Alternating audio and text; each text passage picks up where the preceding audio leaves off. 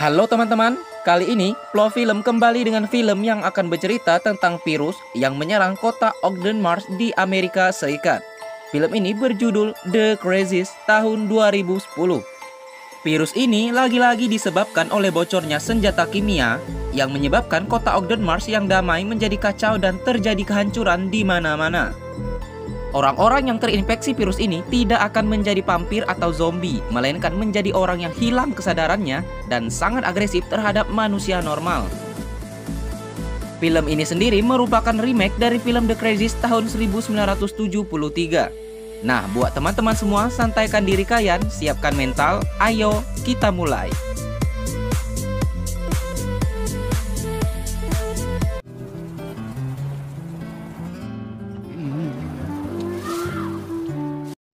Terdapat kota kecil yaitu Ogden Mars yang damai dan tentram.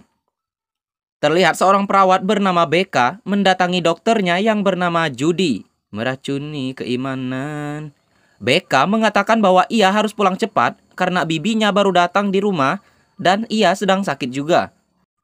Dengan santai, dokter Judy mengatakan, "Kau pergilah dengan Scotty pacarmu itu untuk menonton pertandingan baseball. Aku mengizinkannya." Ternyata dokter Judy sudah mengetahui alasan sebenarnya yang diinginkan perawatnya itu. Di stadion baseball terlihat seorang sheriff yang bernama David tengah memesan sebuah kopi. Lalu datang penyelenggara acara itu yang bernama Ben dan menggratiskan kopi yang dipesan oleh sang sheriff. Si sheriff menonton pertandingan dengan orang yang bernama Russ yang merupakan wakil sheriff di kota tersebut.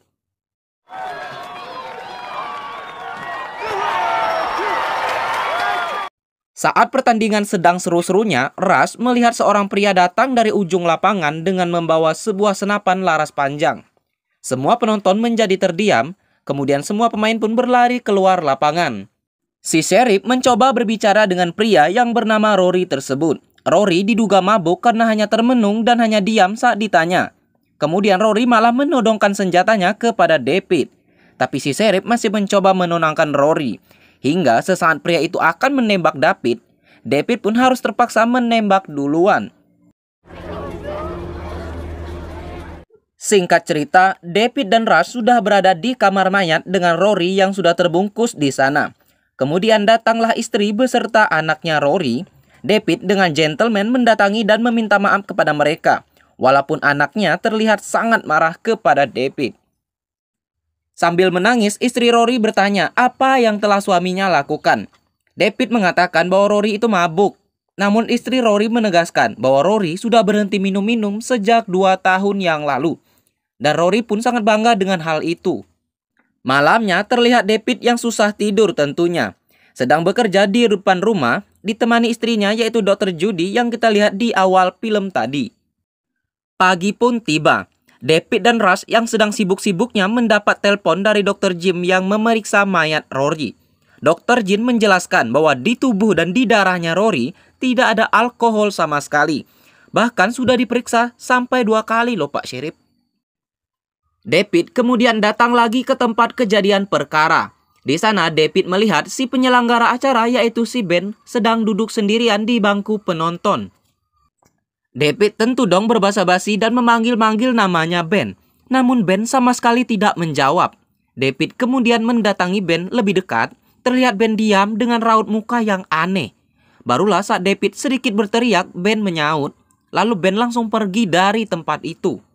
Di rumah sakit, terlihat Judy menerima pasien bernama Will yang datang dengan istri dan anaknya. Si istri mengatakan bahwa ada yang aneh yang terjadi kepada suaminya. Terlihat Will bengong persis seperti Ben barusan. Di rumahnya, istrinya Will sedang melihat ke arah gudang mereka. Lalu si anak datang dan bertanya, "Apa yang sedang ayah lakukan, Bu?" Istrinya Will ini pergi ke gudang dan melihat mesin penghancur padi tengah menyala. Istrinya Will berteriak memanggil-manggil si Will suaminya itu. Namun tidak ada jawaban. Saat istri Will masuk ke ruang kendali mesin itu, ternyata tidak ada Will di sana.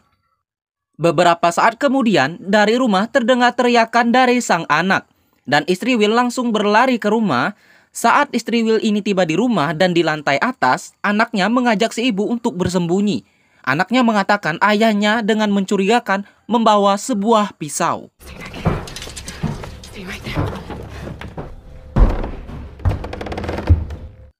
Will kemudian mengunci pintu tempat istri dan anaknya bersembunyi, lalu menyiram rumah dengan bensin, dan tentu saja kalian tahu bahwa tidak ada bensin kalau tidak ada api. Will pun dengan kejam menghanguskan rumah itu beserta istri dan anaknya di dalam sana. Singkat cerita, tibalah David dan Judy di rumah Will yang tengah dipadamkan oleh petugas pemadam kebakaran. Judy pun sangat syok mendengar temannya, yaitu istrinya Will beserta anak, telah meninggal dunia. Apalagi saat melihat Will ini tengah duduk santai seperti tidak terjadi apa-apa. Di tempat lain terlihat 3 orang yang sedang berburu ikan di sungai yang dangkal. Lalu mereka melihat ada sebuah parasut yang menyangkut di atas pohon. Dan betapa terkejutnya mereka saat menarik parasut itu, terdapat mayat yang telah membusuk di dalam air. Di kantor polisi, David dan Russ melihat hal aneh terjadi pada Will yang sedang dipenjara. Ia tampak dari tatapannya persis seperti tatapan Rory waktu itu. Dan beberapa saat kemudian, David mendapat telepon atas penemuan mayat di sungai barusan. Singkat cerita, tibalah David dan Russ dan seseorang dari bagian labor untuk memeriksa mayat tersebut. Diketahui bahwa mayat tersebut adalah seorang pilot. Kemudian, David dan Russ mencari pesawat dari sang pilot itu dan ditemukan di bagian sungai yang dalam.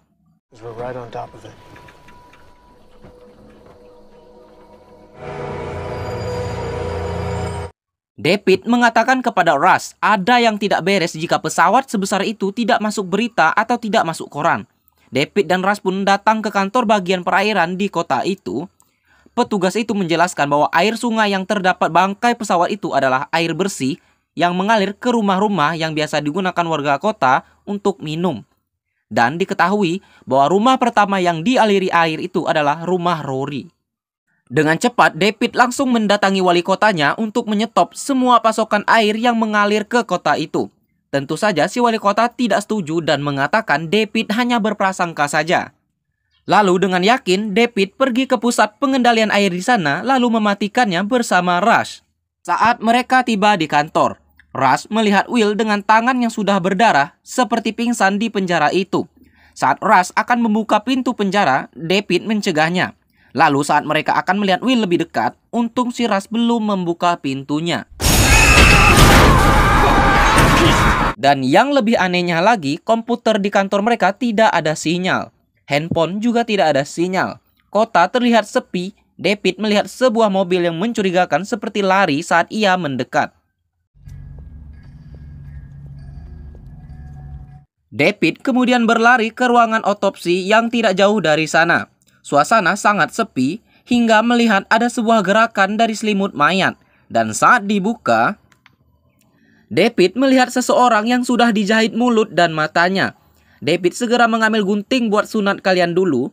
Lalu saat mulut pria tersebut terbuka, pria itu langsung mengatakan, "Di belakangmu." Lalu kepalanya dipukul oleh Dr. Jim hingga membuat David tersungkur dan hampir pingsan.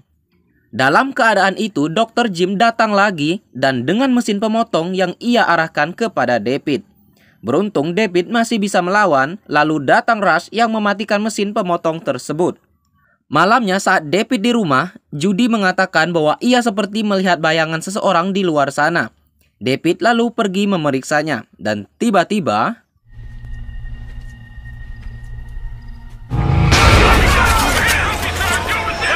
ya, mereka adalah para tentara yang tengah mengevakuasi seluruh masyarakat kota Ogden Mars.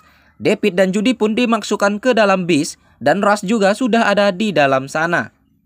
Mereka semua dibawa ke SMA kota Ogden Mars dan terlihat sudah sangat banyak sekali orang di sana. Namun pada saat antrian pengecekan suhu tubuh, David harus berpisah dengan Judy dikarenakan suhu tubuh Judy sedang tinggi-tingginya.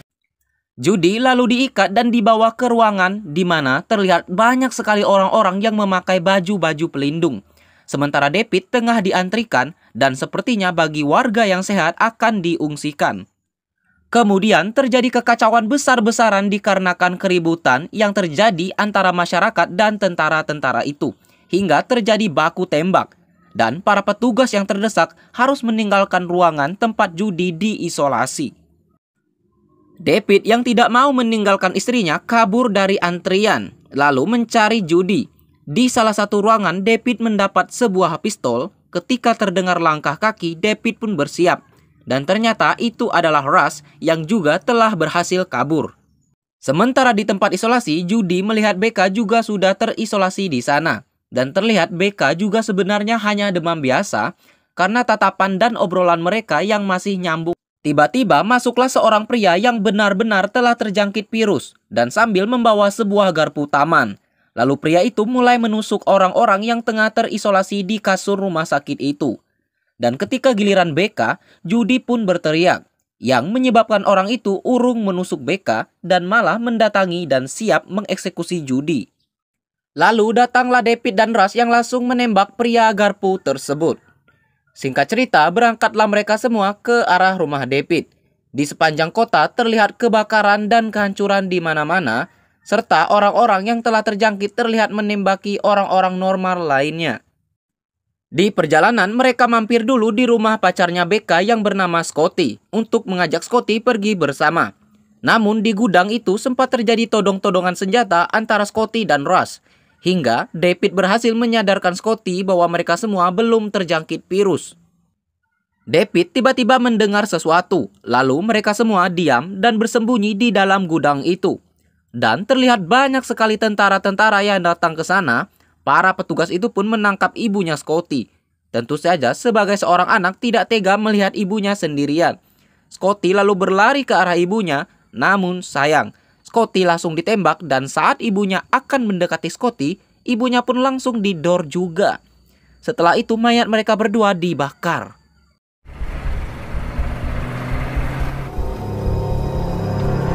David dan Russ kemudian menyekap dan menginterogasi seorang tentara yang masuk ke dalam gudang tersebut. Tentara itu bahkan tidak tahu apa yang sebenarnya terjadi. Hanya saja pemimpin mereka mengatakan kalau mau selamat teruslah memakai masker. Kemudian tentara itu berjanji kalau David tidak menembaknya, ia akan mengatakan kepada anggotanya kalau di gudang itu tidak ada siapa-siapa. Setelah semua petugas itu pergi, mereka pun melanjutkan kembali perjalanan untuk mengambil sebuah mobil di rumah David. Singkat cerita, tibalah mereka berempat di rumah David. Russ dan Becca pergi untuk menyalakan mobil, sedangkan David dan Judy mengambil barang-barang. Tapi Judy mampir dulu di kamar yang ia persiapkan untuk anaknya nanti. Dan ternyata di dalam kamar itu ada seseorang yang pasti bukan orang biasa.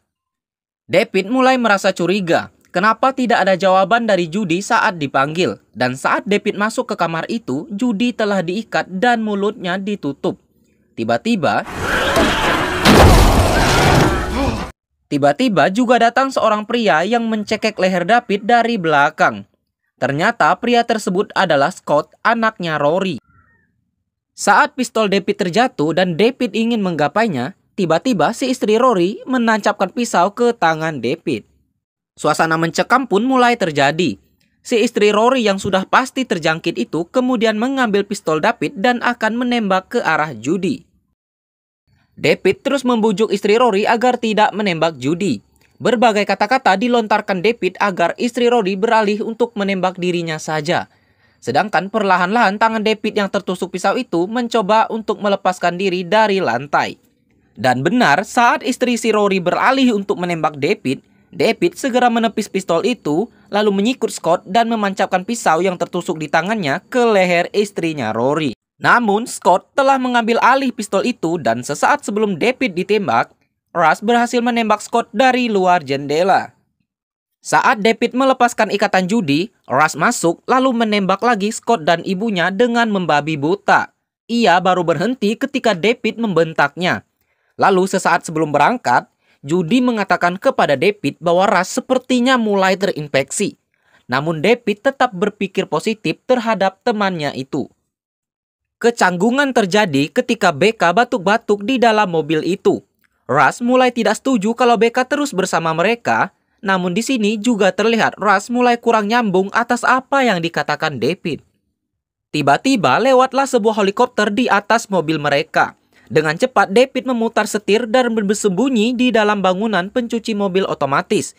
Dan untunglah helikopter itu pergi dan tidak melihat mereka. Ternyata ada yang juga mengerikan daripada helikopter itu. BK sempat melihat seseorang, lalu tiba-tiba mesin pencuci mobil itu menyala sendiri yang menyebabkan mobil David berjalan.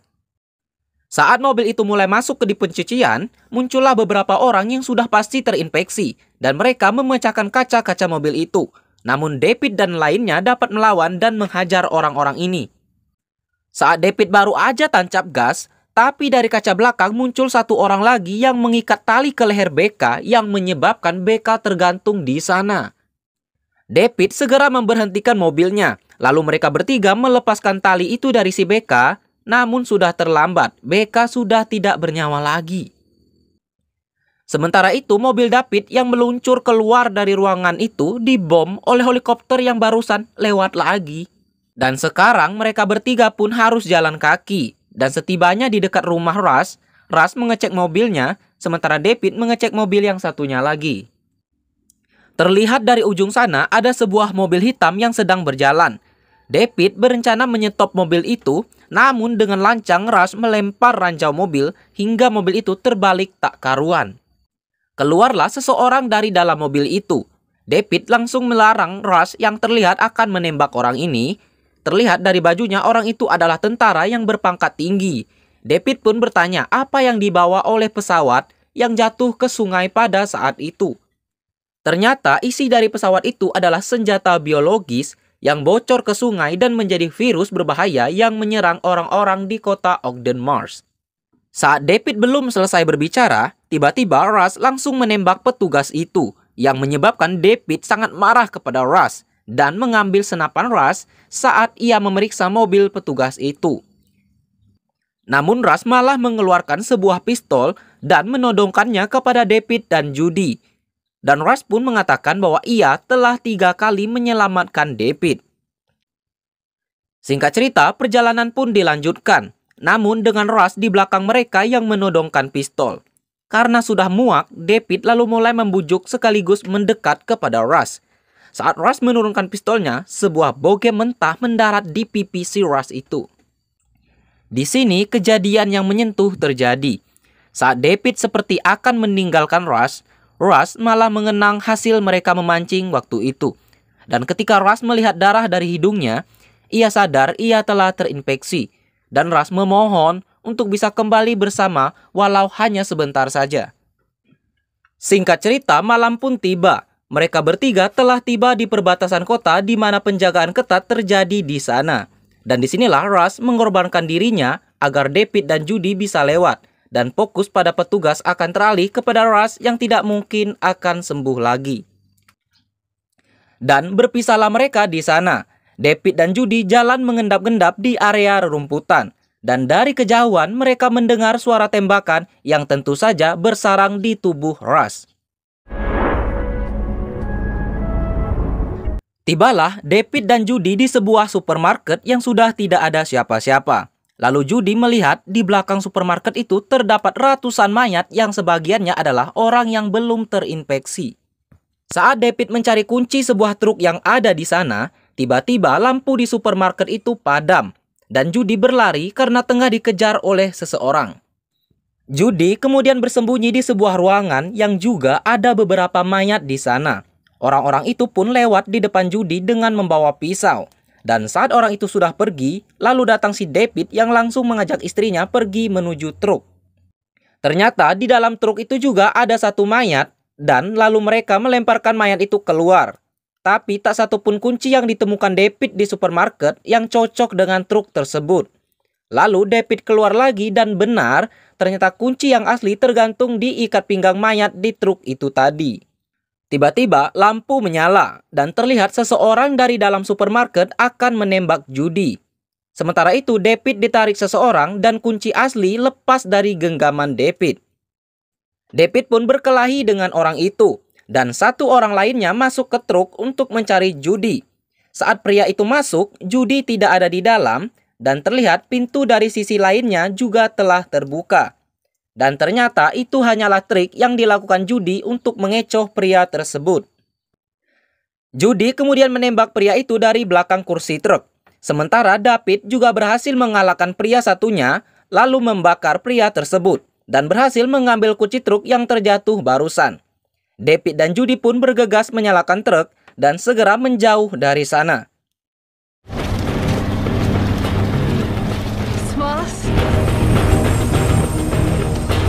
Di perjalanan, David menyalakan sebuah HT yang ada di dalam truk tersebut. Dan di sana terdengar adanya hitung mundur yang dimulai dari angka 35. Mengetahui bahwa pasti ada yang tidak beres, David tancap gas dengan kekuatan penuh. Sementara Judy melihat ke belakang ke kota yang telah mereka tinggalkan melalui kaca di mobil itu. Tepat setelah beberapa saat setelah hitungan selesai, terjadi ledakan yang luar biasa yang telah membumi hanguskan kota Ogden, Mars.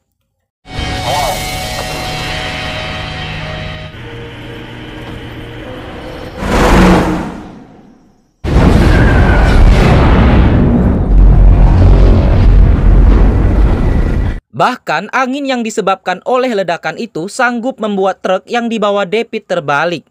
David dan Judy kemudian segera keluar dari truk tersebut dan melihat ke arah kota mereka persis seperti adanya neraka.